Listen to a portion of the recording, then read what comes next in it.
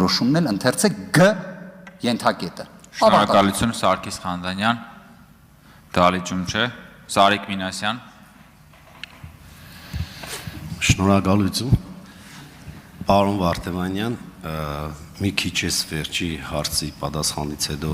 այսպես ոգեշնչող բան կար, որ բացեցիք Հայաստանի Հանրապետության սահմանադրությունը, հղումը արեցիք, կարտացիք հենց սահմանադրության գրքի միջից, ոչ թե դիմեցիք արհեստական բանականությանը, երեք եւ այսօր դուք երկու անգամ նշեցիք, որ դիմել եք արհեստական բանականության օգնությանը, ձեր խմբակցության քարտուղար պարոն Աբրահամյանը շատ լավ ներկայացրել եք, հույսերը դրել են ձեր վրա, հիմա եկել եք դուք ազգային ժողովի տալից եւ ձեր հույսը դնում եք արհեստական բանականության վրա։ Ինչու եք այս մարդկանց այդ ահռելի գումարները վատնում, սա մեկ, երկրորդ հարցս, արդյոք ազգային ժողովի նախագահի տեղակալ ընտրվելու դեպքում դուք առաջնորդվելու եք ձեր խղճով, համոզմունքներով, մարդկային ճիշտ բարձ հարաբերություններով, թե դիմելու եք էլի արհեստական բանականության օգնությանը։ Շնորհակալ եմ։ Պարոն Մինասյան, իդեպ, ես նախքան ձեր կողմից Շիրակի մարզում Գյումրու ընտրություններին մասնակցելը, ձեր հետ անձնապես ծանոթ չեմ եղել, այնպես չի, որ առիթներ ունեցել ենք, բայց ձեր մասին դրական բազմաթիվ հանգամանքներ լսել եմ։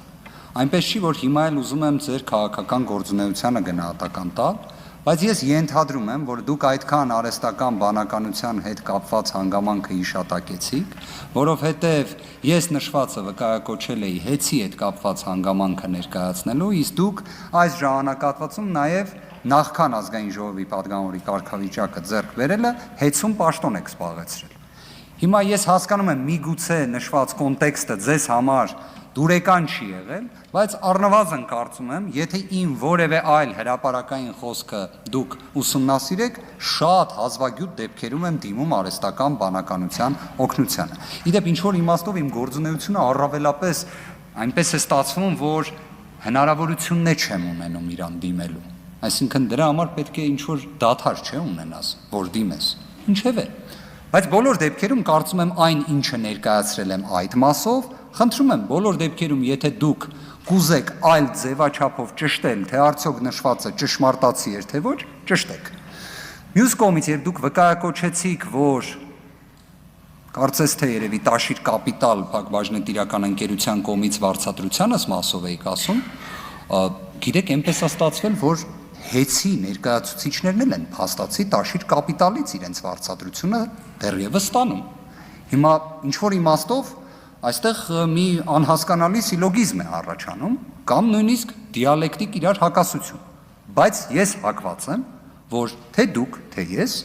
ունենք հետևյալ համոզմունքը, հենց ազգային ժողովի պատգամավորի կարգավիճակը ստանձնում ես ըստ օրենքի, պետք է ազատվենք որևէ այլ կարգավիճակից, որը վարձատրություն է ենթադրում, եւ պետք է առաջնորդվենք մեր խղճով, համոզմունքներով, բայց միաժամանակ հաշվի առնենք նաեւ մեր հայրենակիցների առջև ստանձնած պատասխանատվություն։ Իբրև ազգային ժողովի նախագահի տեղակալ, հատուկ ուզում եմ ընդգծեմ կրկին, այնպես չի, որ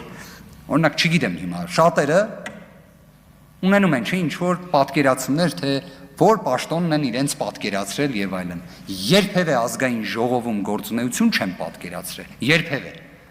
Որպես փաստաբան էլ բավականին արդյունավետ կարծում եմ գործունեությունս իրականացրել եմ, բայց հիմա ունենք այն, ինչ ունենք։ Որպես ազգային ժողովի նախագահի տեղակալ պատկերացնում եմ ելակետը իրավունքի գերակայությունը բոլորի դեպքում, բոլորի։ Արձագանք։ Շնորհակալություն, պարոն Վարդեվանյան, ես նշեցի, որ իրավական սահմաններում օրենքով նախատեսված աշխատավարձ եք ստացել, երևի ուշադիր չէիք, որովհետև ես այդպիսի բնավորություն չունեմ մարդկանց աշխատավարձերը հաշվելու, ուղղակի ինձ հետաքրքիր էր Forbes-ի տվյալներով միլիարդատեր գրանցված մարդը ձեզ վարձել է, որպեսզի դուք իրեն օգնեք, դուք օգնում եք, օգնության եք դիմում արհեստական բանականությունից, այստեղ մի քիչ դիսոնանս կար, սա էր հարցի էությունը, եւ իմ համար կարևոր էր, որ եթե ընտրվեք, պատասխանեցիք արդեն այդ հարցին, եթե ընտրվեք, այսինքն դուք խոստանում եք, որ առաջնորդվելու եք խղճով, համոզմունքներով եւ մնացած ձեր իրավական նորմերով ձեր ստանձնած պարտավորություններն ու իրավունքները իրացնելու եք ճիշտ ձևի։ Ես առնվազն գտնում եմ, որ սահմանադրությունը ազգային ժողովի կանոնակարգ սահմանադրական օրենքը նշված սահմանագծումը ապահովում են, այլ հարց թե ընդհանրապես անձը ինչպես է վերաբերվում նաև կարգավորումների էությանը, ոգուն։ Օրենքի մեջ նշված հարցն էլ հաճախ կա, որ նորմը մեկնաբանելուց նաև պետք է ոգին հաշվի առնես։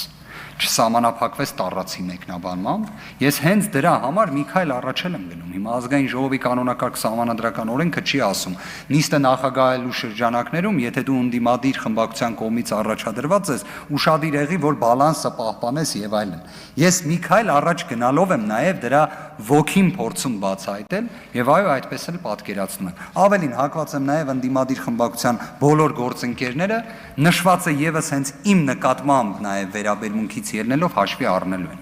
Ես նման, այսպես ասած, դիլեմայի առջև կամ կոնֆլիկտի առջև չեմ կանգնի ընտրություն անելու տեսանկյունից։ Ռուբեն Մխիթարյան։ Շնորհակալություն, պարոն Վարդևանյան,